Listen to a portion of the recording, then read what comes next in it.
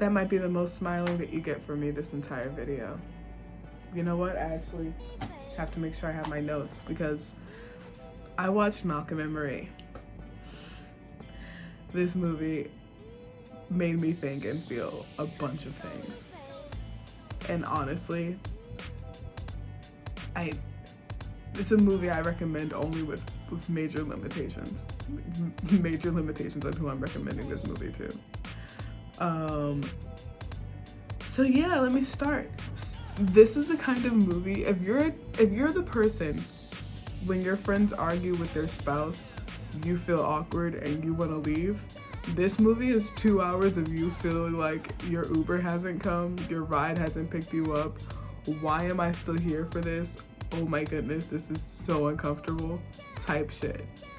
I was like, first things, okay. I have to start off with everything positive. This movie is shot brilliantly.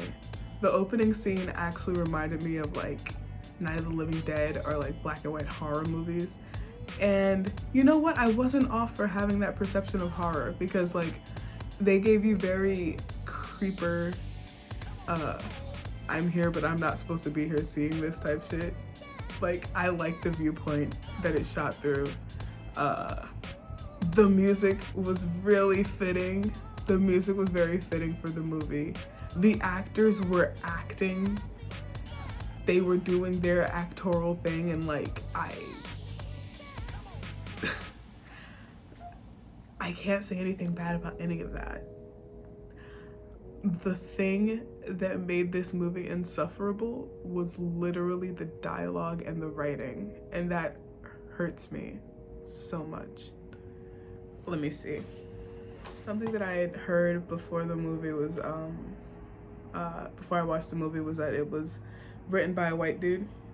So I'm just like, There was a lot of like, just talk about race and race stereotypes for a movie that like, it felt like the black people in the movie, the actors that was just another part of the character in a way that it just made me, I don't know, that's the only way I can describe how I felt. So we're gonna get to like the title that I have for this piece. If this movie had been like 60% more booty cheek biting and other shit like that, I would have been on board. Come on. Artistic, avant-garde, black and white, booty meat biting. Come on. It had so much potential. And I'm just like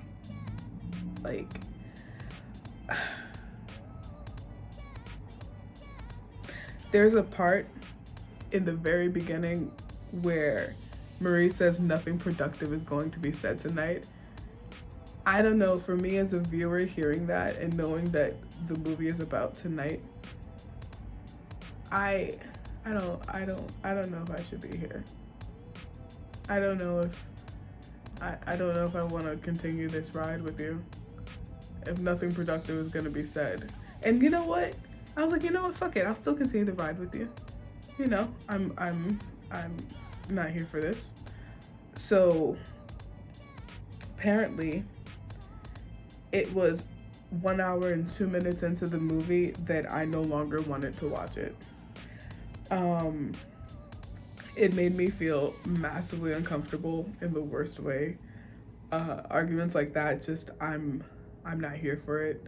It's just unsettling. It's, for my brain, unnecessary, and I'm just like, I need to remove myself from this situation. And I'm the person viewing the situation. Like that says a lot. And I feel bad because like I know that there's levels of toxicity that people go through that mimic this, and it's like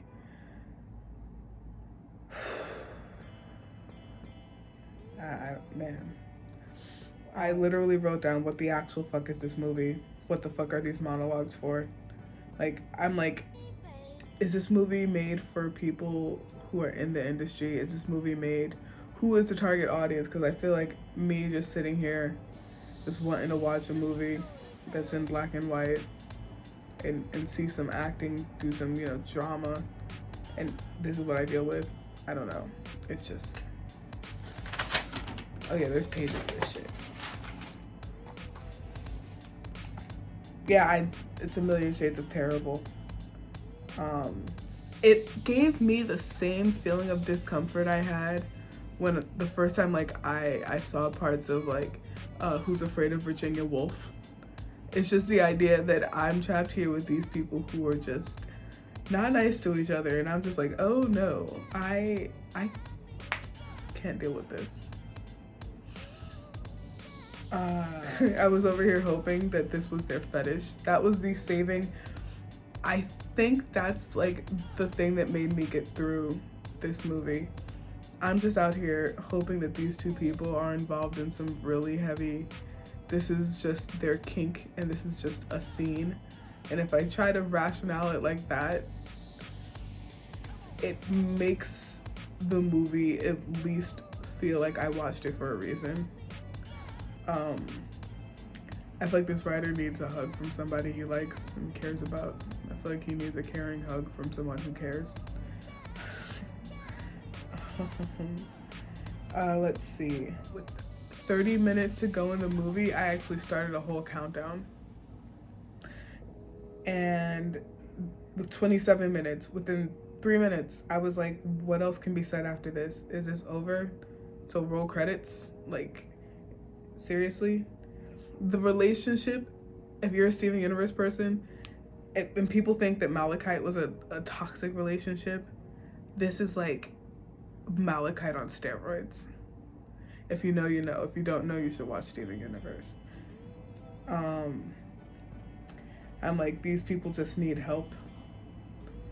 And I was pretending that it's their full-time kink and that they're just in a really heavy dominant submission kind of scene lifestyle, and we're just getting to see a night of one of their scenes. I thought they were gonna fuck because they keep giving us temptation of them like having some kind of sex, and by the time I think they're actually gonna have sex, it's like Dirk Diggler's dick in Boogie Nights. By the time you see it, you don't.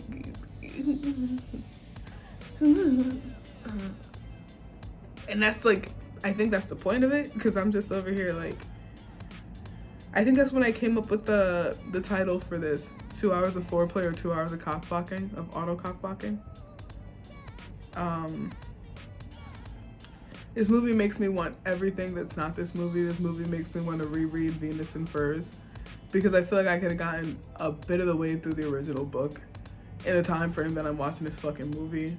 And if I want to see people in an unhealthy shenanigan relationship, at least I can be set up for it. Like, earlier in this movie when I saw how much they were fighting, and I didn't like that they used like that 70s font for it. I don't know why, because like I think about movies like Thomasine and Bushrod, where there's actually like a relationship and a healthy dynamic, and it's like, and then I gotta watch this. That mac and cheese, I don't know. the mac and cheese, I'm just like,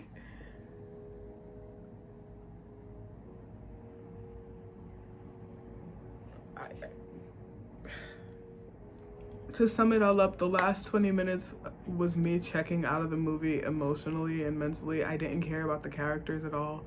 The amount of writing that the writer used, oh my god. There's things I've written where I feel like it's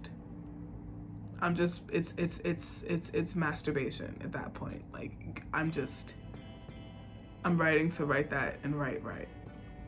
But a lot of times that doesn't translate. That can definitely not translate, and it definitely didn't translate here. Like, this was just bad. Like, this movie, I told my friend, I would watch this movie if a jazz trio just literally freestyled over this movie after having watched this movie, and they just created music, and you just don't have any of the dialogue, and this movie would be beautiful, and I would enjoy it so much more. Yeah. Best way for me to find this movie pleasurable, to find this movie palatable, would be for it not even to have the fucking dialogue in. Cause like you can get through it with the pantomime. The actors are acting their asses off, you know.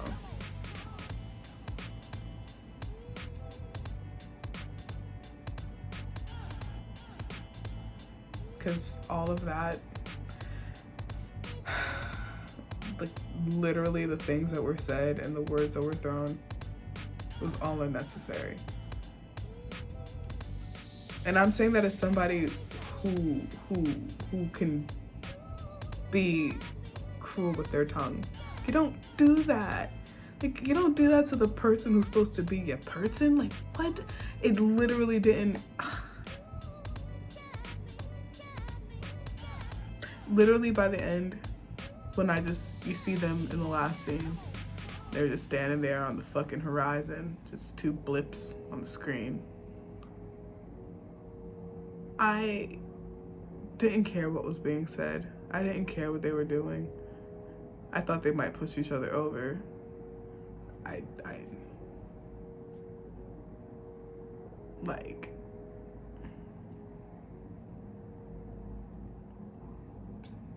This was masochism on steroids. It was just parts where it was just cruel to be cruel. And I'm just like, you seriously out here being cruel to be cruel? I mean, I guess.